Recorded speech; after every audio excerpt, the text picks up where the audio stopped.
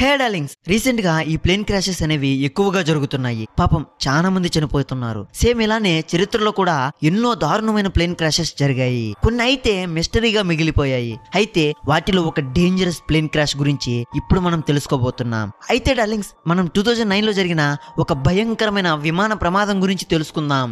అదే air France flight 447 అనే విమాన ప్రమాదం. ఈ ప్రమాదం ఏవియేషన్ చరిత్రలోనే అత్యంత రహస్యమైన సంఘటనల్లో ఒకటిగా గుర్తించబడింది.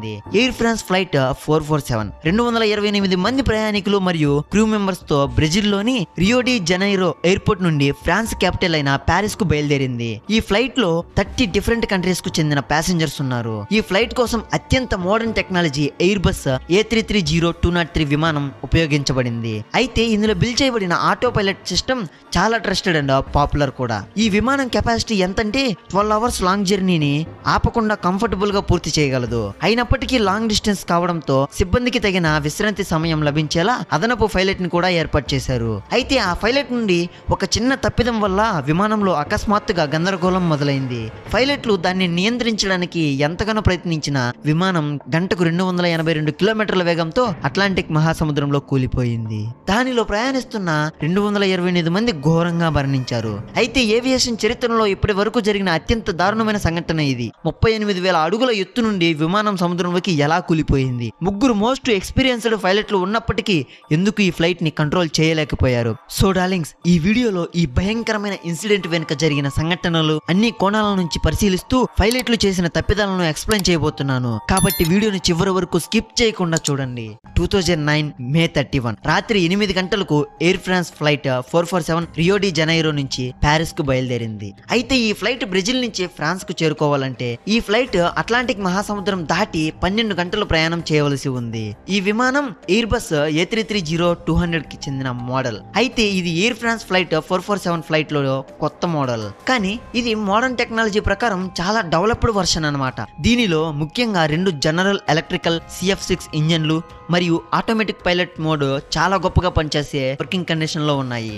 అయితే ఫ్లైట్ లో మొత్తం 216 మంది ప్రయాణికులు అలాగే 3 air crew members and 9 cabin crew members ఉన్నారు. ఈ ఫ్లైట్ కు 3 పైలట్లను నియమించారు. ఎందుకంటే ఎయిర్ ఫ్రాన్స్ నిబంధనల ప్రకారం 10 గంటల కంటే ఎక్కువ డ్యూటీ తర్వాత పైలట్లకు విశ్రాంతి తప్పనిసరిగా ఇవ్వాలి. సో ఈ ఫ్లైట్ కి 3 పైలట్లు ఉంటారు. అందులో మొదటి వారు కెప్టెన్ మార్క్ డుబోయ్, ఏజ్ 58 ఇయర్స్. ఇతనికి దాదాపు 11,000 గంటల ఎక్స్పీరియన్స్ ఉంది. Second one relief first officer David robber, age 37 years. ఇతనికి కూడా సుమారుగా 6,000 గంటల వరకు ఎక్స్పీరియన్స్ ఉంది. ఇంకపోతే మూడో అతను ఫస్ట్ ఆఫీసర్ పిఆర్ఈ సెర్బిక్ బోనిన్, ఏజ్ వచ్చేసి 32 ఇయర్స్. ఇతనికి కూడా 3,000 గంటలకు పైగా ఎక్స్పీరియన్స్ అనేది ఉంది. సో ఫ్లైట్ స్టార్ట్ అవ్వడానికి అంతా సిద్ధంగా ఉంది. విమానం రన్వే నుండి సాయంత్రం 7:30 విజయవంతంగా టేకాఫ్ అయింది. ఫ్యూయల్ ని అవసరం కంటే కొంచెం ఎక్కువగానే నింపారు. ఎందుకంటే ఖరాబు వాతావరణంలో నావిగేషన్ కోసం అదనపుగా ఇంధనం అవసరం కావచ్చేమో అని ముందు చూపుతో భద్రపరుచుకున్నారు. విమానం 35,000 అడుగులకు క్రూజింగ్ ఎత్తుకు చేరుకుంది. సో రాత్రి 2:08 ప్రయాణికులు అందరూ మంచి నిద్రలో ఉన్నారు. టేకాఫ్ సమయంలో వాతావరణం సాధారణంగా ఉంది. కానీ కొన్ని గంటల తర్వాత విమానం ఈక్వేటర్ను దాటుతుండగా ఐటీసీలో భారీ తుఫాను. ఐటీసీ అంటే ఇంటర్ ట్రాపికల్ కన్వర్జెన్స్ జోన్ అని. మేఘాలు, భారీ వర్షాలు మరియు గందరగోళ వాతావరణం మొదలైంది. డార్లింగ్స్, యాక్చువల్గా ఈ ప్రాంతంలో తుఫాన్లు అనేవి చాలా సాధారణం. ఎందుకంటే ఇది north and south tropical winds ఉండే ప్రదేశం. అయితే అప్పటికే కెప్టెన్ డుబైస్ విశ్రాంతి కోసం వెళ్లి రిలీఫ్ ఫస్ట్ ఆఫీసర్ రాబర్ట్ కు రెస్పాన్సిబిలిటీని అప్పగించారు. అయితే ఆ సమయంలో వారు ఎదుర్కొనబోయే తుఫాను మేఘాల గురించి రాబర్ట్ కు సరైన సమాచారం ఇవ్వలేదు. సో విమానం ఐటీసీ జోన్లోకి ప్రవేశించగానే అక్కడ తుఫాను ప్రభావం వల్ల చల్లటి గాలులు చాలా వేగంగా వీస్తున్నాయి. అయితే సరిగ్గా 2:10 విమానం యొక్క పిటో ట్యూబ్లలో మంచు గడ్డకట్టడం ప్రారంభమైంది. అయితే కొంత సమయం తర్వాత పిటో ట్యూబ్లలో మంచుగడ్డ కట్టడం వల్ల ఆటో పైలట్ కు మరియు ఆటో థ్రోట్ సిస్టమ్ ఆగిపోయాయి.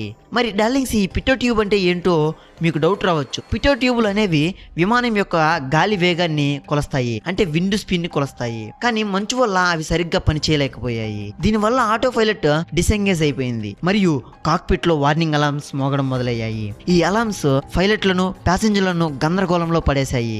హే డార్లింగ్స్, వీడియో ఇంతవరకు చూసారా అంటే ఖచ్చితంగా నచ్చే ఉంటుంది. ఇదే ఫ్లో కంటిన్యూ చేద్దాం. సో మీకు ఇంకా ఇలాంటి అమేజింగ్ వీడియోస్ కావాలంటే ఇప్పుడే మన ఛానల్ ని సబ్స్క్రైబ్ చేసుకొని అలాగే ఈ వీడియోకి ఒక లైక్ వేసి నెక్స్ట్ ఏ స్టోరీ కావాలో కామెంట్ చేయండి. పిటోట్ ట్యూబ్లలోని హీటింగ్ మెకానిజం మంచును కరిగించలేనప్పటికీ పెద్ద పెద్ద ఐస్ క్రిస్టల్స్ ఇరుక్కుపోవడంతో అది కూడా పనిచేయలేదు. దీనివల్ల విమానం యొక్క ఎయిర్ డేటా కంప్యూటర్ తప్పుడు రీడింగ్ ని చూపించడం స్టార్ట్ చేసింది. దీని ఫలితంగా angle of attack, back angle and over speed protection వంటి సేఫ్టీ ఫీచర్స్ ఆగిపోయాయి. విమానం చాలా సున్నితమైన స్థితిలోకి మారిపోయింది. ఆటో పైలట్ కూడా డిస్కనెక్ట్ అయింది అండ్ ఫ్లైట్ ఆల్టర్నేట్ మోడ్ లోకి మారిపోయింది.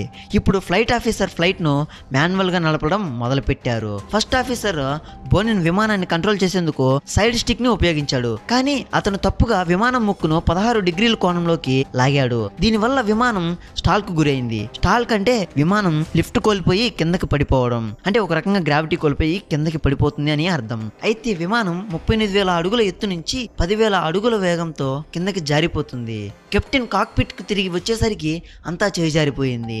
ముగ్గురు కెప్టెన్స్ మేడే మేడే అంటూ వీఆర్ లూజింగ్ కంట్రోల్ అని గట్టిగా అరుస్తున్నారు. చివరికి 3 నిమిషాల 30 సెకండ్లలోనే నిమిషానికి 10,000 అడుగుల వేగంతో అట్లాంటిక్ ఓషన్ లో విమానం కూలిపోయింది. ఇది వేల శిథిలాలుగా చెల్లాచెదురై 228 మంది అందరూ అక్కడికక్కడే మరణించారు. అయితే ఈ ఇన్సిడెంట్ జరిగిన తర్వాత 4 ఎయిర్ ట్రాఫిక్ కంట్రోల్ స్టేషన్లు విమానంతో సిగ్నల్స్ ను కోల్పోయాయి. అంతేకాకుండా హై ఫ్రీక్వెన్సీ రేడియోలు కూడా పనిచేయలేదు. వారు విమానం యొక్క లొకేషన్ ని కనిపెట్టలేకపోయారు. ఇతర విమానాలు మరియు శాటిలైట్ సహాయంతో కూడా విమానం ఎక్కడుందో తెలియలేదు. సో డార్లింగ్స్ కొంత సమయం తర్వాత బ్రెజిల్ రెస్క్యూ టీంలను పంపించి అట్లాంటిక్ సముద్రాన్ని వెతకమని చెప్పారు. అలా వెతికిన 2 రోజుల తర్వాత సముద్రంలో ఒక చోట శిథిలాలు, వందల కొద్ది శవాలు తేలుతూ కనిపించాయి. అయితే అదే సమయంలో విమానం ఎందుకు కూలిపోయిందో తెలుసుకోవడానికి బ్లాక్ బాక్స్ చాలా ఇంపార్టెంట్ సోర్స్. సో దాన్ని వెతకడం ప్రారంభించారు. కానీ బ్లాక్ బాక్స్ లభించలేదు. అంత పెద్ద సముద్రంలో బ్లాక్ బాక్స్ వెతకడం అంటే సాహసమనే చెప్పాలి. సుమారు 2 సంవత్సరాలు సుదీర్ఘ శోధన తర్వాత 2011 ఏప్రిల్ 2న 12,000 అడుగుల లోతులో బ్లాక్ బాక్స్ లభించింది. సో బ్లాక్ బాక్స్ దొరికిన తర్వాత దాన్ని ఇన్వెస్టిగేషన్ చేయడం మొదలుపెట్టారు. అయితే ఇన్వెస్టిగేషన్లో తేలింది ఏంటంటే, ఇన్వెస్టిగేషన్ ప్రకారం పిటోట్ ట్యూబ్లో ఐస్ క్రిస్టల్స్ ఫామ్ అవ్వడం వల్ల ఫ్లైట్ క్రాష్ అయిందని తేల్చి చెప్పారు. పిటోట్ ట్యూబ్లలో ఐస్ క్రిస్టల్స్ ఫామ్ అవ్వడం విమానం ముక్కును పైకి లాగడం వల్ల సమస్య మరింత తీవ్రమైందని మరియు పైలట్లకు హై ఆల్టిట్యూడ్ స్టాల్ రికవరీ శిక్షణ లేకపోవడం కీలక సమస్యగా గుర్తించింది. సో ఈ ఇన్సిడెంట్ జరిగిన కొన్ని రోజుల తర్వాత ప్రతి ప్లేన్ లో పిటోట్ ట్యూబ్లను రీడిజైన్ చేశారు. తీవ్రమైన వాతావరణంలో అవి పూర్తిగా బ్లాక్ కాకుండా చూశారు. సో డార్లింగ్స్, మనం ప్రెజెంట్ ఉంటుంది ఎంత మోడర్న్ టెక్నాలజీ అయినా సరే ఆ టెక్నాలజీని కంట్రోల్ చేయాల్సింది మానవులు మాత్రమే. సో ఆ మానవుడి యొక్క చిన్న తప్పిదాలు కూడా భారీ ప్రమాదాలకు దారితీస్తాయి. కనుక సరైన ట్రైనింగ్ అండ్ స్కిల్స్ లేకపోతే అది భారీ ప్రాణ నష్టానికి దారితీస్తుంది. ముఖ్యంగా ఈ ఫ్లైట్ లో ఉన్న 228 మందికి వారు ఎందుకు చనిపోతున్నారో కూడా తెలియకుండా ఒక దారుణమైన చావుని పొందారు. ఇంకేం లేదు డార్లింగ్స్, ఈ వీడియో ఇంతటితో క్లోజ్ చేస్తున్నాను. నెక్స్ట్ వీడియోలో మళ్ళీ వస్తాను. మీరు కూడా సబ్స్క్రైబ్ చేసుకుని నెక్స్ట్ వీడియోలో కలుస్తారని అనుకుంటున్నాను.